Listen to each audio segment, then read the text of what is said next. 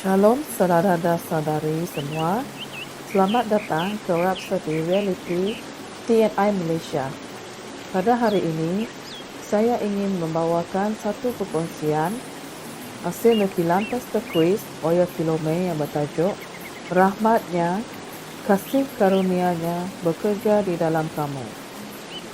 Sebelum itu, mari kita sama-sama membaca di ayat Alkitab, iaitu di 2 Korintus bahagian 9 ayat 8.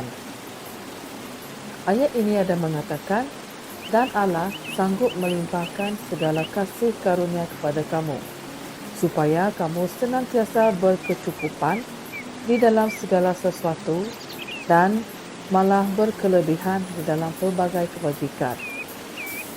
Alkitab berkata dalam 2 Korintus 9 ayat 8 dalam terjemahan AMPC yang mengatakan, dan Allah sanggup melimpahkan segala kasih karunia, setiap kemurahan dan berkat duniawi kepada kamu.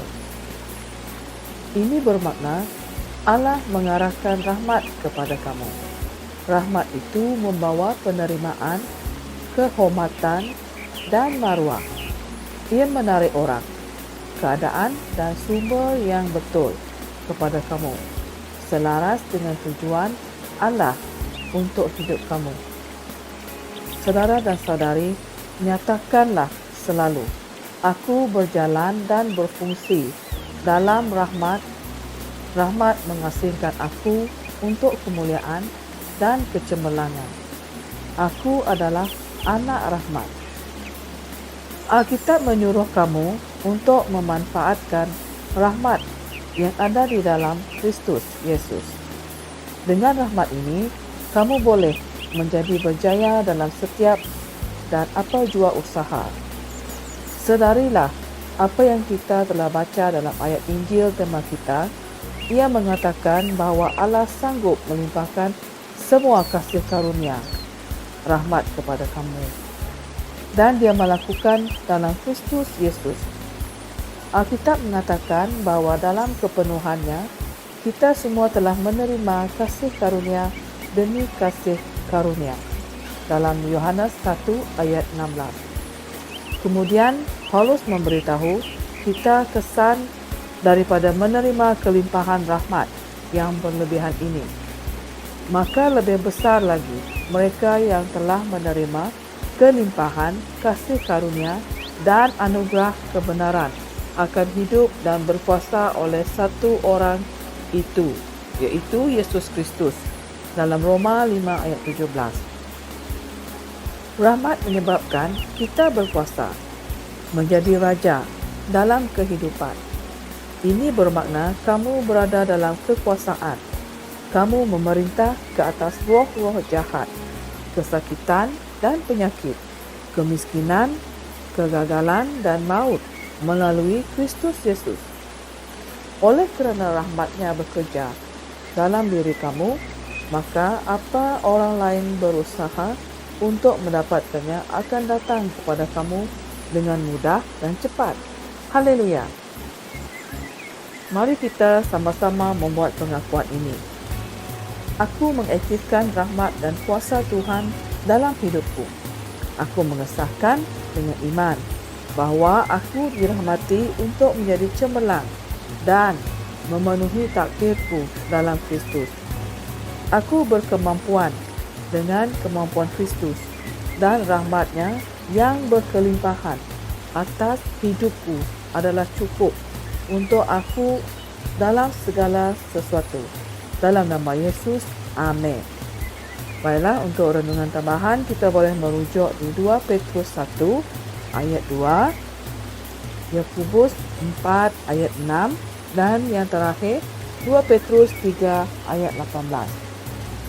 Terima kasih kepada semua pendengar, dan saya berharap semoga kita mendapat manfaat daripada renungan kita pada kali ini. Semoga kita berjumpa lagi. Tuhan memberkati. Kami percaya saudara-saudari semua telah diberkati dengan perkongsian firman dari Rhapsody Reality. bagi sesiapa yang ingin menjadikan Yesus Kristus sebagai Tuhan dalam kehidupanmu. Kamu boleh mengucapkan doa ini bersama dengan saya. Ya Tuhan Allah, aku mempercayai Yesus Kristus, Anak Allah yang hidup dengan sepenuh hatiku. Aku percaya Dia telah mati untukku, dan Allah telah membangkitkan Dia dari kematian. Aku percaya Dia hidup hari ini.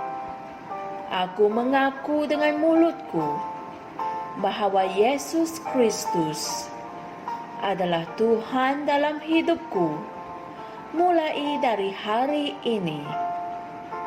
Melalui Dia dan di dalam nama-Nya, aku mempunyai kehidupan yang kekal. Aku telah dilahirkan semula. Terima kasih Allah kerana menyelamatkan jiwaku. Aku sekarang adalah anak Allah. Haleluya.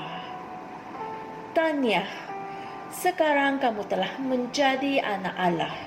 Untuk apa-apa sebarang pertanyaan atau untuk mendapatkan lebih banyak maklumat mengenai bagaimana untuk bertumbuh sebagai seorang Kristian, Anda semua boleh hantar mesej di akaun Facebook kami atau email kami di tni.msia@gmail.com. Sekali lagi, tni.msia@gmail.com. Tuhan berkati Anda semua.